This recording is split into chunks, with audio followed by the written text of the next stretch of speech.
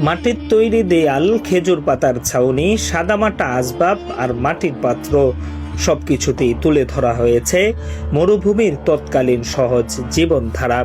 রাজধানী ধানমন্ডির মসজিদুত তাকওয়ায় শুরু হয়েছে এক ভিন্নধর্মী সিরাত প্রদর্শনী, যেখানে বাস্তবে ফুটিয়ে তোলা হয়েছে হযরত মুহাম্মদ সাল্লাল্লাহু আলাইহি ওয়াসাল্লামের জীবনের গুরুত্বপূর্ণ ঐতিহাসিক স্থান ও তৎকালীন মদিনার রেপ্লিকা। প্রায় 1500 বছর আগে মসজিদে নববীর মিম্বর কেমন ছিল তার নিখুঁত প্রতিরূপ রাখা হয়েছে এখানে। নবীজির বসার স্থানও সাজানো হয়েছে প্রাচীন রূপে।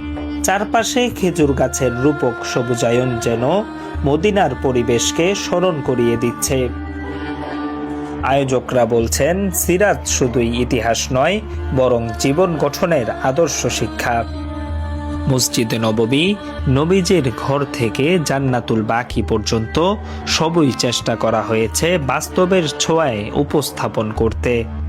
গত বুধবার উদ্বোধনের পর থেকেই এই প্রদর্শনীতে ছুটে আসছেন শিশু থেকে প্রবীণ পর্যন্ত নানা বয়সী মানুষ। আগামী শনিবার পর্যন্ত চলবে এই ব্যতিক্রমী আয়োজন। আবু সাঈদ আল হানাফি, MBA টাইমস, ঢাকা।